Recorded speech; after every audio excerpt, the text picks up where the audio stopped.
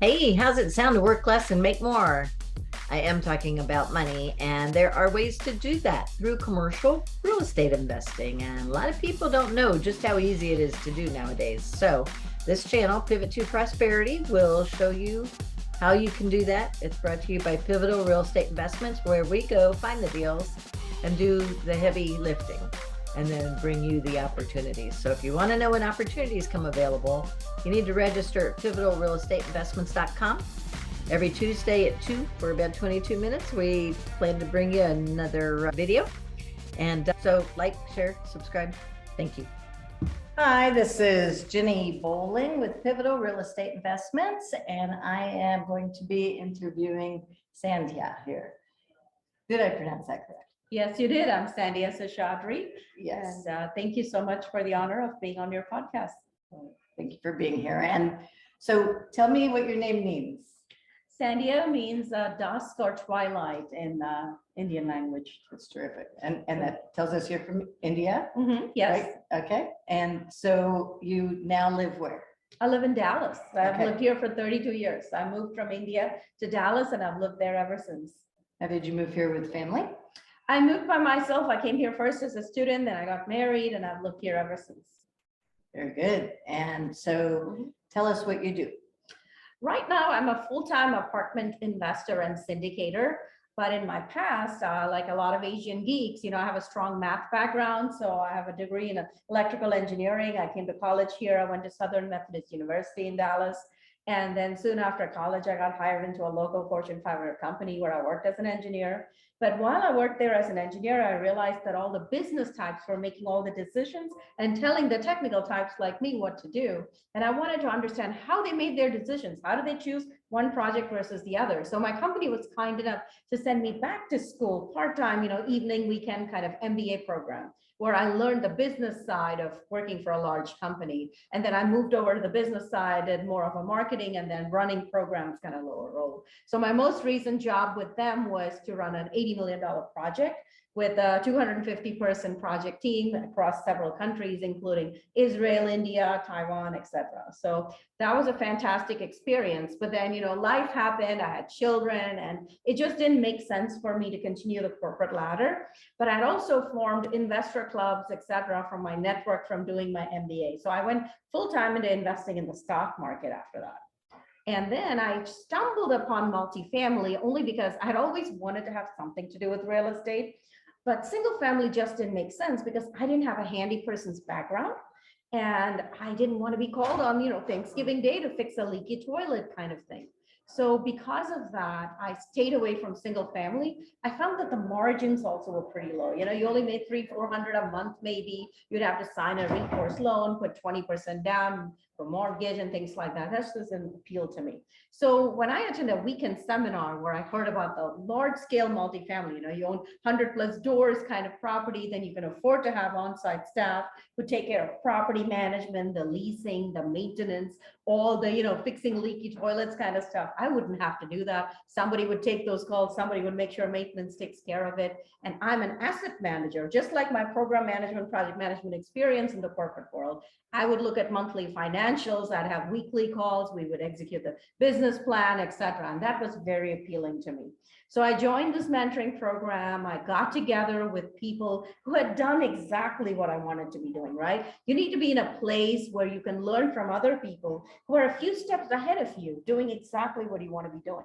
And that's where I found partners. Initially, I started out as a limited partner or a passive investor, where I don't have all the headaches of a landlord. I invest some money. I invested the retirement money I had from my previous corporate world to learn this business by investing passively with experienced operators. I made sure all the deals were in the area, like in Dallas, which is my market where I wanted to do deals. That's how I learned the business from them. And doing that, I established relationships with them to where I ended up being a general partner myself in a few months, where I syndicated my own deal. And that's how I've launched ever since then. So my first deal was back in 2019. You're guessing all my now questions. It's been 3 years and it's been fantastic. And so I do this full time. I'm in Dallas. I know my location, and I know what I need to do as a strong operator. So. And we were just talking off camera about, she just closed on a deal. And so tell us a little about that, if you would. So that deal is 196 doors. It's a $25 million level deal in just generally that price range. The deal is located in Irving, which is an excellent submarket within like a 10-minute drive of the Dallas-Fort Worth International Airport. It's a very well-established submarket of Dallas with a ton of variety of industries. Irving, Las Colinas is that area where you've seen all the major PGA golf tournaments happen. You know, Caterpillar was one of the big companies that recently moved its headquarters out of Illinois, where it's been for over 100 years, into Irving. So there's just a variety of industries and jobs, and the population, income growth, all of that is explosive in that area. So you really want to pick that for your market. And so between me and my partners, we have 500 doors in Irving, and we just acquired another property on the same street.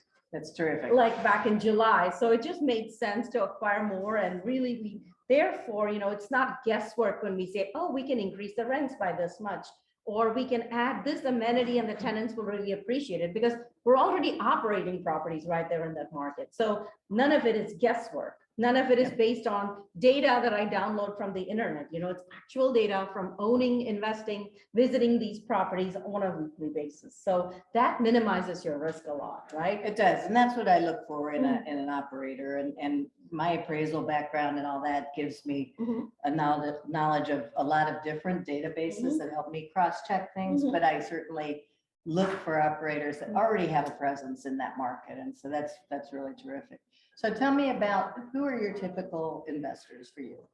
My investors are anyone who can afford to have their money relatively illiquid, meaning you're not depending on the money from this cash flow and this investment to pay your bills in the next 6 months. Right. And it's not somebody who needs this money back in 2 years, because our hold period typically is in the 5-year range. Now, it's true that I've gone full cycle on a couple of deals where, you know, we bought it, we executed our business plan, and then we sold it. So we call that a full cycle. And we've done that in less than 30 months, which is 2.5 years or less in the last couple of deals, but there is no guarantee that we'll be able to do that again in the future. It's been a very hot market. Right. So we tell people, plan for your principal or your money not to be back for about a 5-year period.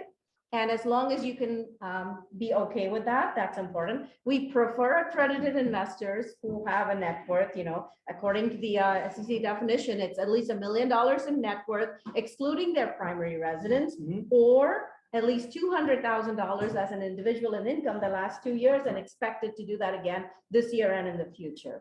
So we prefer highly sophisticated investors, meaning they understand the risks. This is not their first ever rodeo of doing an investment. They have traded maybe stocks or commodities, crypto, something, right? So they have investment experience, they understand, they have a sophistication. That's truly important. That's a must for every investor, whoever wants to invest with us. And then the accredited is always a nice plus, because then it means that our minimum investment tends to be $50,000 per deal. So we want that 50,000 not to be their entire life savings, right? We want that 50,000 to be a small fraction of their total savings. So let's just say that they worked for a decade at a corporate world in a company, and they have all this retirement money to the tune of $1 million.